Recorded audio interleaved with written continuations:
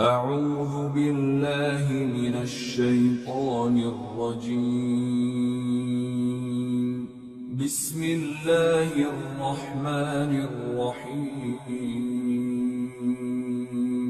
سورة المائدہ آیت نمبر 89۔ لا يؤاخذكم الله باللغو في أيمانكم ولكن يؤاخذكم بما عقدتم الأيمان فكفارته إطعام 10 مساكين من أوسط ما تطعمون أهليكم أو كسوتهم أو تحرير رقبة فمن لم يجد فصيام 3 أيام ذلك كفارة أيمانكم إذا حلفتم واحفظوا أيمانكم كذلك يبين الله لكم آياته لعلكم تشكرون۔ ترجمہ: اللہ تمہاری لغو قسموں پر تمہاری پکڑ نہیں کرے گا، لیکن جو قسمیں تم نے پختگی کے ساتھ کھائی ہوں ان پر تمہاری پکڑ کرے گا۔ چنانچہ اس کا کفارہ یہ ہے کہ 10 مسکینوں کو وہ اوسط درجے کا کھانا کھلاؤ جو تم اپنے گھر والوں کو کھلایا کرتے ہو، یا ان کو کپڑے دو، یا ایک غلام کو آزاد کرو۔ ہاں، اگر کسی کے پاس ان چیزوں میں سے کچھ نہ ہو تو وہ 3 دن روزے رکھے۔ یہ تمہاری قسموں کا کفارہ ہے جب تم نے کوئی قسم کھا لی ہو اور اسے توڑ دیا ہو، اور اپنی قسموں کی حفاظت کیا کرو۔ اسی طرح اللہ اپنی آیتیں کھول کھول کر تمہارے سامنے واضح کرتا ہے تاکہ تم شکر ادا کرو۔ تفسیر: لغو قسموں سے مراد ایک تو وہ قسمیں ہیں جو قسم کھانے کے ارادے کے بغیر محض محاورے اور تکیہ کلام کے طور پر کھا لی جاتی ہیں، اور دوسرے وہ قسمیں بھی لغو کی تعریف میں داخل ہیں جو ماضی کے کسی واقعے پر سچ سمجھ کر کھائی گئی ہوں، مگر بعد میں معلوم ہو کہ جس بات کو سچ سمجھا تھا وہ سچ نہیں تھی۔ اس قسم کی قسموں پر نہ کوئی گناہ ہوتا ہے اور نہ کوئی کفارہ واجب ہوتا ہے، البتہ بلا ضرورت قسم کھانا کوئی اچھی بات نہیں ہے، اس لیے ایک مسلمان کو اس سے احتیاط کرنی چاہیے۔ اس سے مراد وہ قسم ہے جس میں آئندہ زمانے میں کوئی کام کرنے یا نہ کرنے کا عہد کیا گیا ہو۔ ایسی قسم کو توڑنا عام حالات میں بڑا گناہ ہے، اور اگر کوئی شخص ایسی قسم توڑ دے تو اس کا کفارہ بھی واجب ہے، جس کی تفصیل آیت میں بیان فرمائی گئی ہے۔ ایک تیسری قسم کی قسم ہے جس میں ماضی کے کسی واقعے پر جان بوجھ کر جھوٹ بولا گیا ہو اور مخاطب کو یقین دلانے کے لیے قسم کھا لی گئی ہو۔ ایسی قسم سخت گناہ ہے، مگر دنیا میں اس کا کوئی کفارہ سوائے توبہ اور استغفار کے کچھ نہیں ہوتا۔ مطلب یہ ہے کہ قسم کھا لینا کوئی مذاق نہیں ہے، اس لیے اول تو قسمیں کم سے کم کھانی چاہیے، اور اگر کوئی قسم کھا لی ہو تو حتی الامکان اس سے پورا کرنا ضروری ہے۔ البتہ اگر کسی شخص نے کوئی ناجائز کام کرنے کی قسم کھا لی ہو تو اس پر واجب ہے کہ قسم کو توڑے اور کفارہ ادا کرے، اور اسی طرح اگر کسی جائز کام کی قسم کھائی مگر بعد میں اندازہ ہوا کہ وہ کام مصلحت کے خلاف ہے، تب بھی ایک حدیث میں حضرت صلی اللہ علیہ وآلہ وسلم نے یہ ہدایت فرمائی ہے کہ ایسی قسم کو توڑ دینا چاہیے اور کفارہ ادا کرنا چاہیے۔ آیت نمبر 90۔ يا أيها الذين آمنوا إنما الخمر والميسر والأنصاب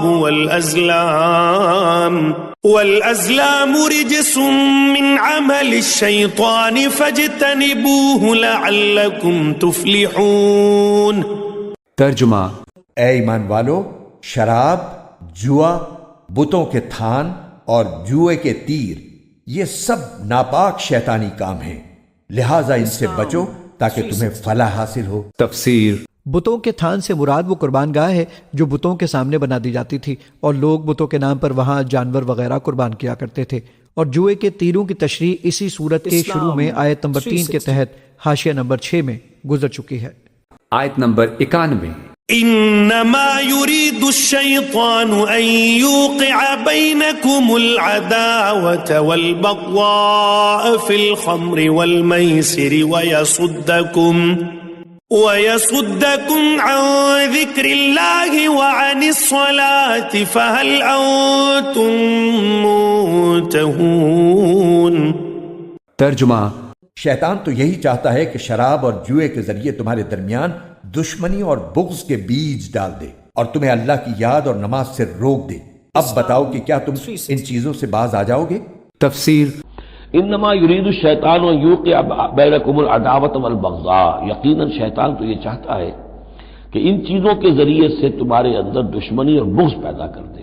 یہ بہت اہم بات ہے کہ شراب کے نشے میں بھی انسان کیونکہ اپنا ہوش اور شعور کھو بیٹھتا ہے، تو اب اسے کچھ معلوم نہیں کیا بکواس اس نے کی ہے، کیا کر رہا ہے، اس سے بھی یہ ہے کہ بہت سے جھگڑے شروع ہو جائیں گے، فساد شروع ہو جائے گا۔ تو اللہ تعالیٰ یہ ان چیزوں سے تمہیں بچانا چاہتا ہے، اور شیطان چاہتا ہے کہ تمہارے مابین عداوت اور بغض پیدا کر دے۔ اسی طریقے سے جوئے میں بھی چونکہ آدمی دیکھ رہا ہے، وہ کچھ اس نے ہارا، پھر کچھ اور ہارا، پھر کچھ اور ہارا، ایک وقت آتا ہے کہ پھر وہ برسٹ ہو جاتا ہے غصے میں اور وہ آگ بگولا ہو جاتا ہے، اس لیے کہ ظاہر بات ہے اسے نظر آ رہا ہے کہ جو مجھ سے جیت رہا ہے وہ کسی محنت کی وجہ سے نہیں جیت رہا۔ اگر تو کوئی محنت ہو، کوئی کوشش ہو، کسی نے کمایا ہو، تو ظاہر بات ہے اسے انسان گرج نہیں کرتا کہ ٹھیک ہے اس نے محنت کی ہے اور اس نے مجھ سے یہ مزدوری لی ہے یا مجھ سے یہ کمائی حاصل کی ہے، لیکن یہ کہ ایک وقت آتا ہے کہ پھر جواری جو ہے وہ آپس سے باہر ہو جاتا ہے۔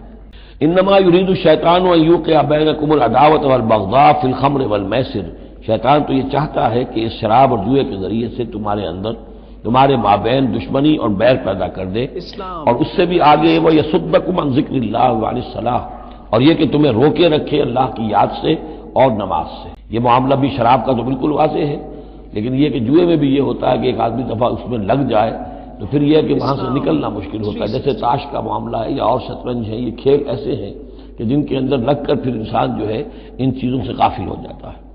فہل انتم منتہون، تو اب باز آتے ہو یا نہیں؟ یہ انداز جو ہے یہ بڑا سخت ہے۔ اس میں پس منظر میں کیا ہے کہ تمہیں سب سے پہلی بات جو کہی گئی تھی کہ یسألونک عن الخمر والمیسر قل فیہما اسم کبیر ومنافع للناس واسمہما اکبر من نفعہما، تو تمہیں سمجھ لینا چاہیے تھا، اسی وقت بعد آ جانا چاہیے تھا۔ جو رخ تھا اللہ تعالیٰ کی جو مصلحت تھی، شریعت کا جو رخ تھا وہ تو واضح ہو گیا تھا۔ خیر چلیے اس پر بھی تم نے نہیں مانا، پھر اگلا قدم ہم نے اٹھایا اور کہا کہ اگر شراب کے نشے میں ہو تو نماز کے قریب نہ جاؤ۔ اس سے تو پھر اب پوری طریقے سے واضح ہو جانا چاہیے تھا کہ دین کی اہم ترین چیز جو ہے وہ نماز ہے، صلاۃ و عماد الدین، دین کا ستون ہے، اور یہ جو شے ہے وہ ہمیں نماز سے روک رہی ہے، تو تمہیں چھوڑ دینا چاہیے تھا۔ بہرحال اب یہ کہ آخری بات ہماری طرف سے آ گئی ہے، فہل انتم منتہون، تو اب بھی بعد آؤ گے کہ نہیں؟ آیت نمبر 92۔ وَأَطِيعُوا اللَّهَ وَأَطِيعُوا الرَّسُولَ وَاحْذَرُوا فَإِن تَوَلَّيْتُمْ فَاعْلَمُوا أَنَّمَا عَلَى رَسُولِنَا الْبَلَاغُ الْمُبِينُ۔ ترجمہ، اور اللہ کی اطاعت کرو اور رسول کی اطاعت کرو اور نافرمانی سے بچتے رہو، اور اگر تم اس حکم سے منہ موڑو گے تو جان رکھو کہ ہمارے رسول پر صرف یہ ذمہ داری ہے کہ وہ صاف صاف طریقے سے اللہ کے حکم کی تبلیغ کر دیں۔ تفسیر، واطیعوا اللہ واطیعوا الرسول، اور اطاعت کرو اللہ کی اور اطاعت کرو رسول کی صلی اللہ علیہ وسلم، واحذروا، اور بچتے رہو۔ فإن تولیتم فاعلموا انما علی رسولنا البلاغ المبین، اور اگر تم پھر جاؤ گے، پیٹھ موڑ لو گے، فاعلموا تو جان لو، انما علی رسولنا البلاغ المبین، کہ ہمارے رسول پر تو ذمہ داری ہے صاف صاف پہنچا دینے کی۔ یہ حکم اللہ کا ہے، اللہ کا حکم پہنچانا رسول کے ذمہ تھا، رسول نے پہنچا دیا، اپنا کام کر دیا۔ اب معاملہ ہوگا اللہ کا اور تمہارا، اللہ تم سے نپٹے گا، تم سے حساب لے گا۔ آیت نمبر 93۔ ليس على الذين آمنوا وعملوا الصالحات جناح فيما طعموا إذا ما اتقوا وآمنوا وعملوا الصالحات ثم اتقوا وآمنوا ثم اتقوا وأحسنوا والله يحب المحسنين۔ ترجمہ، جو لوگ ایمان لے آئے ہیں اور نیکی پر کاربند رہے ہیں، انہوں نے پہلے جو کچھ کھایا پیا ہے اس کی وجہ سے ان پر کوئی گناہ نہیں ہے، بشرطے کہ وہ آئندہ ان گناہوں سے بچتے رہیں اور ایمان رکھیں اور نیک عمل کرتے رہیں، پھر جن چیزوں سے آئندہ روکا جائے ان سے بچا کریں اور ایمان پر قائم رہیں، اور اس کے بعد بھی تقوی اور احسان کو اپنائیں۔ اللہ احسان پر عمل کرنے والوں سے محبت کرتا ہے۔ تفسیر، جب شراب کی حرمت نازل ہوئی تو بعض صحابہ کرام کے دل میں یہ خیال پیدا ہوا کہ جو شراب حرمت کا حکم آنے سے پہلے پی گئی ہے کہیں وہ ہمارے لیے گناہ کا سبب نہ بنے۔ اس آیت نے یہ غلط فہمی دور کر دی اور یہ بتا دیا کہ چونکہ اس وقت اللہ تعالیٰ نے شراب پینے سے صاف الفاظ میں منع نہیں کیا تھا، اس لیے اس وقت جنہوں نے شراب پی تھی اس پر ان کی کوئی پکڑ نہیں ہوگی۔ احسان کے لغوی معنی ہے اچھائی کرنا۔ اس طرح یہ لفظ ہر نیکی کو شامل ہے، لیکن ایک صحیح حدیث میں حضرت صلی اللہ علیہ وآلہ وسلم نے اس کی یہ تشریح فرمائی ہے کہ انسان اللہ کی عبادت اس طرح کرے جیسے وہ اس کو دیکھ رہا ہے، یا کم از کم اس تصور کے ساتھ کرے کہ اللہ تعالیٰ اسے دیکھ رہا ہے، جس کا خلاصہ یہ ہے کہ انسان اپنے ہر کام میں اللہ تعالیٰ کے سامنے ہونے کا دھیان رکھے۔